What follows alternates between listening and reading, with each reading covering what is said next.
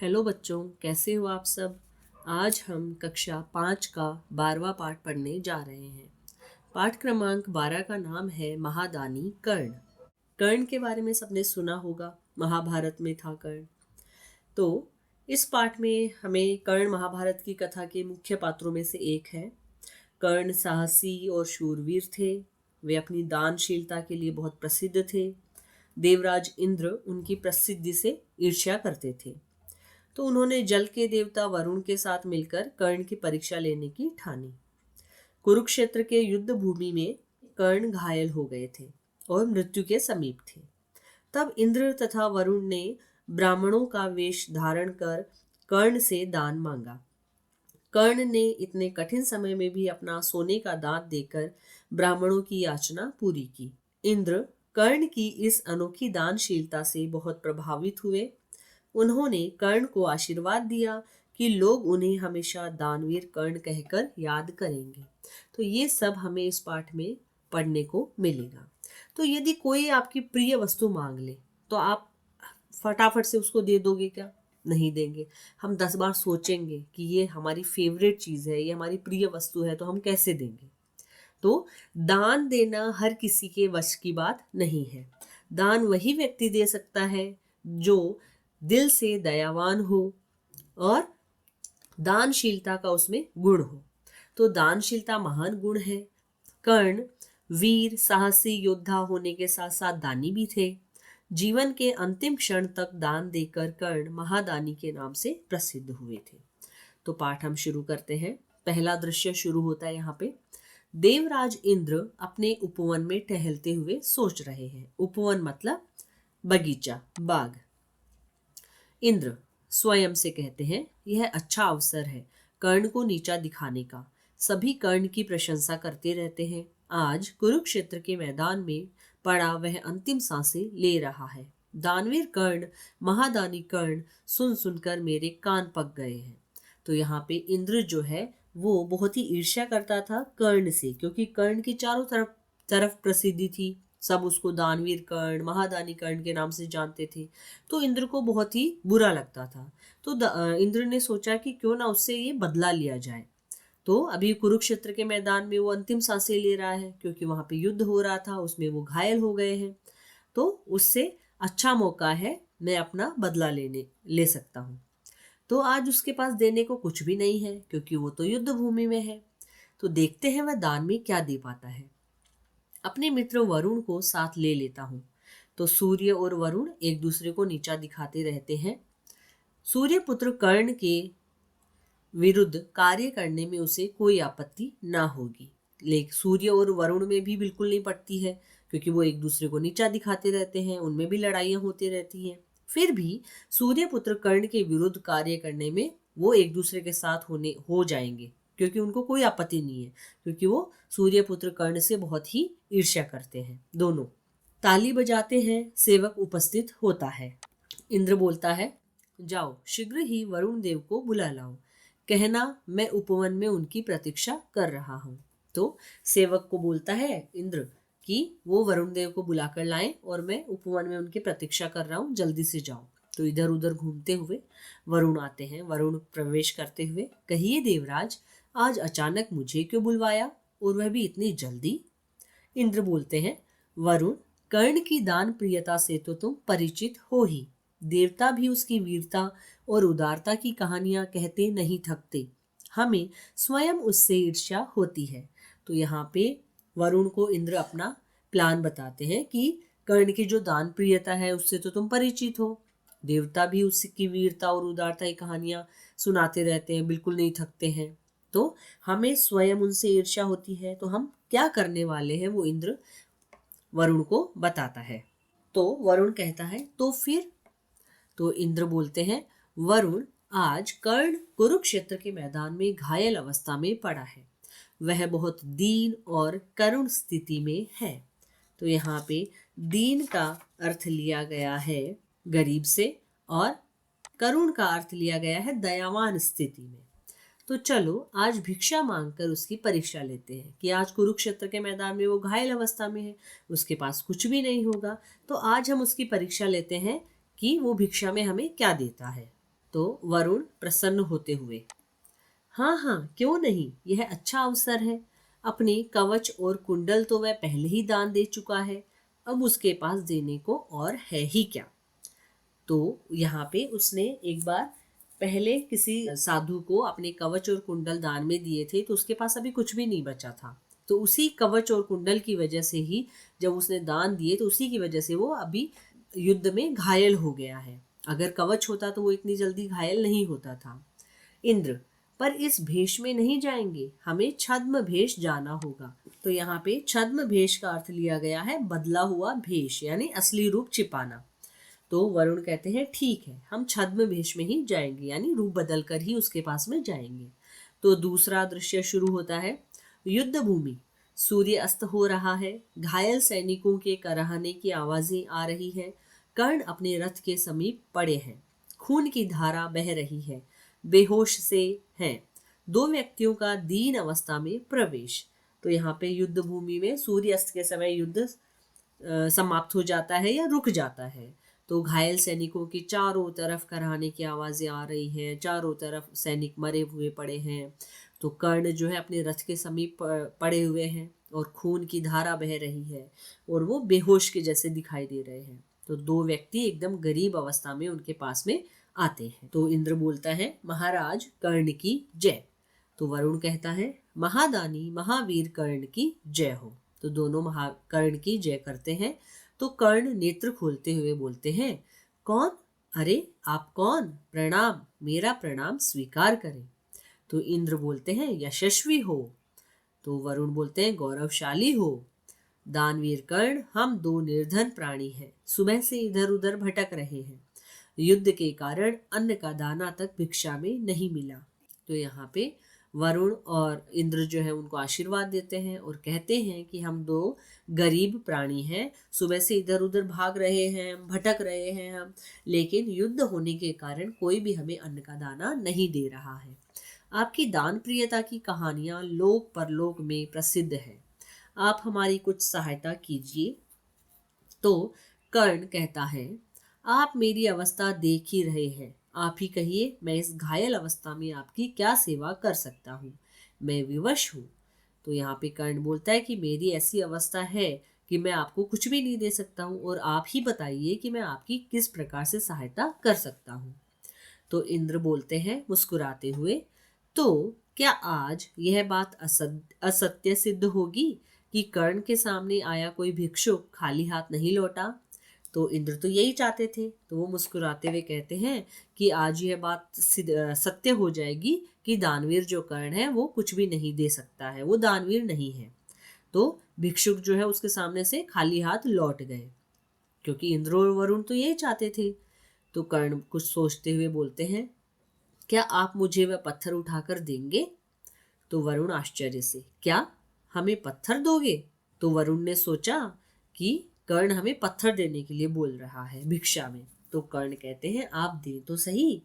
तो इंद्र बोलते हैं, हम किसी अपवित्र वस्तु को हाथ नहीं लगाते, और फिर यह तो युद्ध भूमि में पड़ा मिट्टी और रक्त से सना पत्थर है, हम ऐसी चीजों को बिल्कुल भी हाथ नहीं लगाते हैं। तो कर्ण बोलता है, अच्छा ठहरिए, जीवन के अंतिम समय में किसी की सेवा का अवसर बड़े सौभाग्य से मिलता है। तो कर्ण ये अवसर भी नहीं खोना चाहता था, वो चाहता था कि जीवन का जो अंतिम समय है, जब वो मरने वाला है, तो उस समय भी वो ऐसा सौभाग्य प्राप्त करे कि उसकी तरफ से किसी को कुछ दान दिया जाए। तो घिसटते हुए अपना मुंह रथ के पहिए पर मारते हैं, सोने का दांत मुंह से बाहर आ जाता है। तो यहाँ पे कर्ण को जब वो पत्थर नहीं देते, तो वो थोड़ी दूर घिसटते हुए चलता है और मुंह जो है अपना वो रथ के पहिए पर दे मारता है। तो उससे उसके मुंह में जो सोने का दांत था वो बाहर आकर गिर जाता है। तो कर्ण कहता है, लीजिए देव, यह दांत सोने का है, मेरी तुच्छ भेंट स्वीकार करें। तो यहाँ पे कर्ण ने अपने सोने का दांत तोड़कर उनको भेंट में दिया, उनको दान में दिया। तो इंद्र और वरुण, छी छी, रक्त से सना सोना, यह हमारे किस काम का? तो कर्ण धनुष उठाकर बाण चलाते हैं, पानी की धार निकलती है, उस पानी से कर्ण दांत धोते हैं। तो इंद्र और वरुण तो नाटक कर रहे थे एक सन्यासी होने का, तो उन्होंने कहा, छी, ऐसे रक्त से भरा हुआ, ऐसे रक्त से सना हुआ सोना हमारे किस काम का, हम नहीं लेंगे। तो कर्ण जो है धनुष उठाकर बाण चलाते हैं, जिससे पानी की धारा बहती है और उस पानी से कर्ण दांत को साफ कर देते हैं, क्लीन कर देते हैं। तो कर्ण बोलते हैं दांत देते हुए, लीजिए महाराज, अब तो स्वीकार कीजिए। तो वरुण बोलते हैं, ओह, अब तो संध्या हो गई, अब यह हमारे किस काम का, सूर्य ढलने के बाद हम भिक्षा नहीं लेते।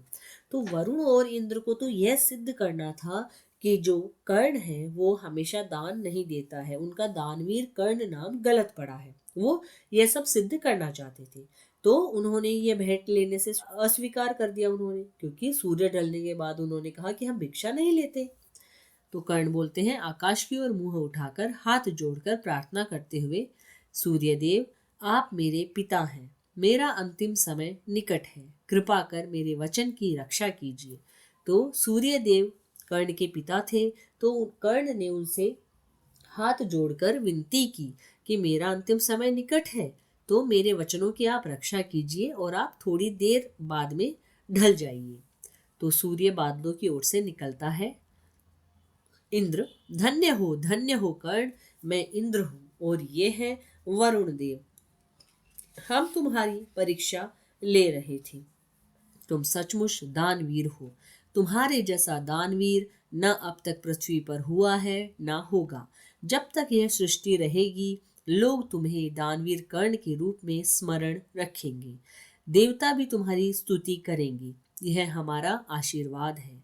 कर्ण प्रसन्न भाव से हाथ जोड़ते हैं। तो सूर्य जब बादलों के पीछे से छिपे हुए थे वो बाहर निकले, तो इंद्र समझ गए कि उन्होंने गलती की है कर्ण की परीक्षा लेने के लिए, क्योंकि इंद्र ने कहा कि धन्य हो कर्ण, हम तुम्हारी परीक्षा ले रहे थे, तुम सच में ही दानवीर हो और पृथ्वी पर हमेशा हर एक आदमी आपको दानवीर कर्ण के नाम से पहचानेगा।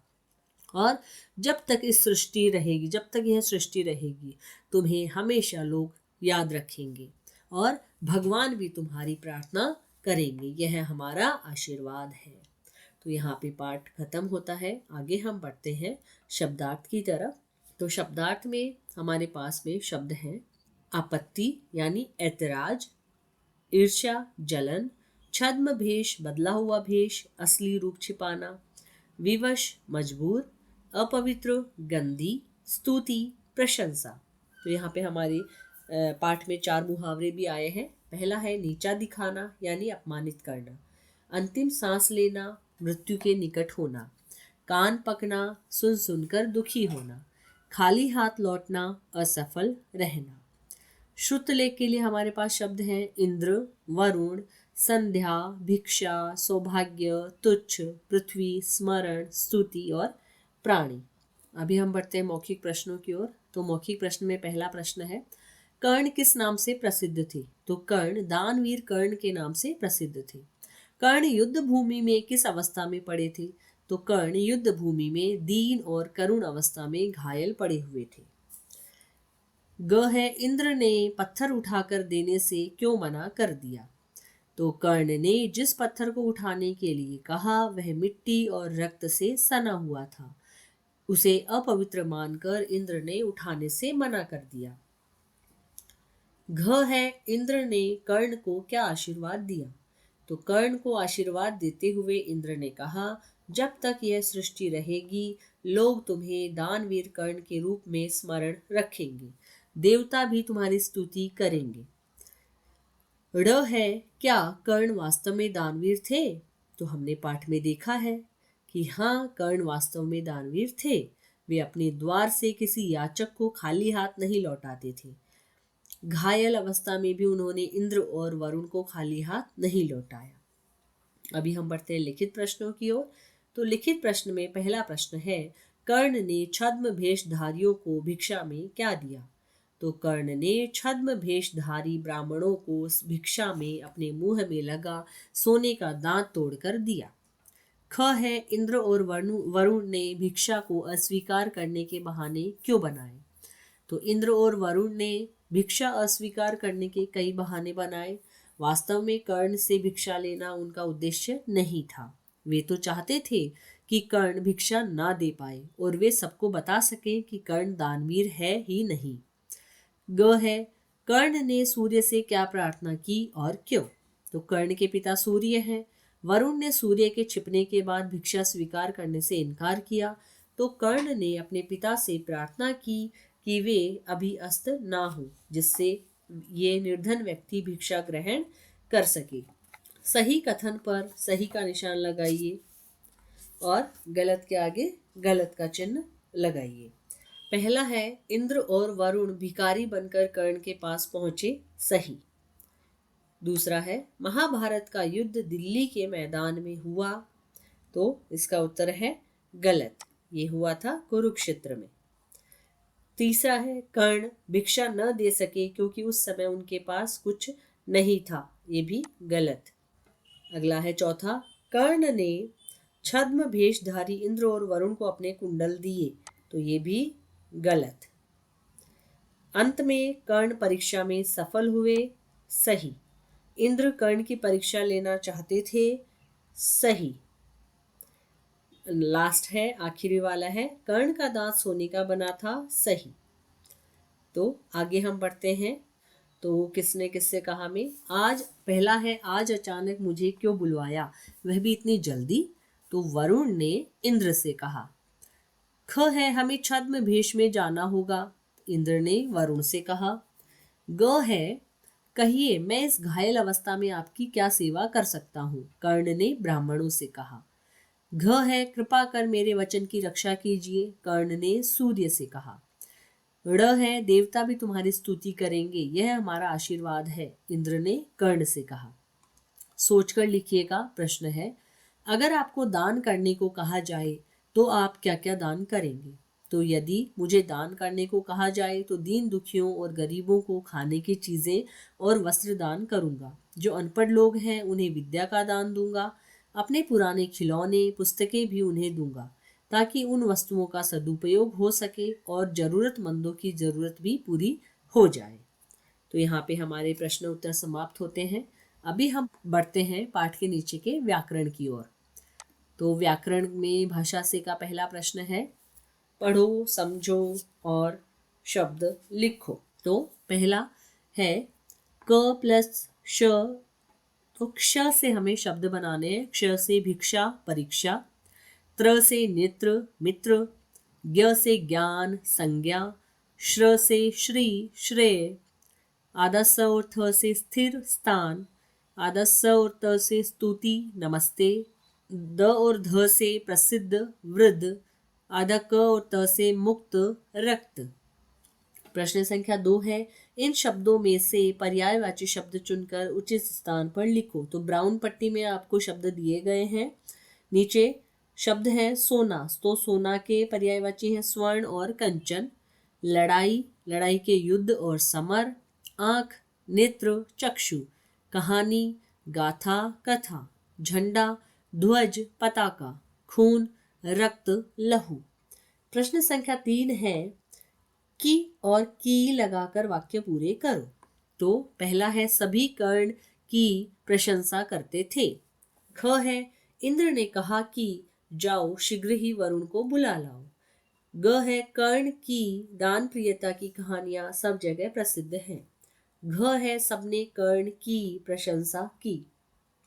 तो प्रश्न संख्या 4 है, नीचे लिखे यहाँ पे गौरवशाली शब्द में शाली और दान प्रियता में ता शब्दांश लगा है, तो इन्हें हम प्रत्यय कहते हैं। तो नीचे लिखे शब्दों में शाली और ता प्रत्यय लगाकर नए शब्द हमें बनाने हैं। तो भाग्य प्लस शाली भाग्यशाली, शक्ति प्लस शाली शक्तिशाली, वैभव प्लस शाली वैभवशाली, सौभाग्य प्लस शाली सौभाग्यशाली। फिर ता प्रत्यय लगा के सुंदर प्लस ता सुंदरता, वीर प्लस ता वीरता, धीर प्लस ता धीरता, हीन प्लस हीनता। तो पांचवा प्रश्न है, उचित विराम चिन्ह लगाइए। तो यहाँ पे पहला है, कहिए देवराज आज मुझे क्यों बुलवाया। तो यहाँ पे कहिए देवराज, तो यहाँ पे विस्मयादि बोधक चिन्ह आएगा और आखिर में प्रश्न पूछा गया है तो प्रश्नवाचक चिन्ह आएगा। ख है, हाँ हाँ क्यों नहीं, यह अच्छा अवसर है। तो यहाँ पे हाँ हाँ 2 बार आया है तो बीच में योजक चिन्ह आ जाएगा और उसके बाद में अल्प विराम, क्यों नहीं, तो यहाँ पे विस्मयादि बोधक चिन्ह और आखिर में पूर्ण विराम। ग है कौन, तो यहाँ पे विस्मय से पूछा गया है तो कौन के बाद में विस्मयादि बोधक चिन्ह, अरे के बाद में अल्प विराम, आप कौन, यहाँ पे प्रश्न पूछा गया है तो प्रश्नवाचक चिन्ह, और मेरा प्रणाम स्वीकार करें, एक साधारण वाक्य है तो लास्ट में हम पूर्ण विराम लगाएंगे। घ है नेताजी सुभाष चंद्र बोस ने कहा था, तो यहाँ पे अल्प विराम आ जाएगा, और जो कहा, जो का त्यों कहा, उसको हम दोहरा उद्धरण चिन्ह के बीच में लिखते हैं और आखिर में हम पूर्ण विराम लगाते हैं। तो यहाँ पे हमारे प्रश्न समाप्त होते हैं। आशा है आपको पाठ और उसके प्रश्न उत्तर अच्छे से समझ में आए होंगे। धन्यवाद।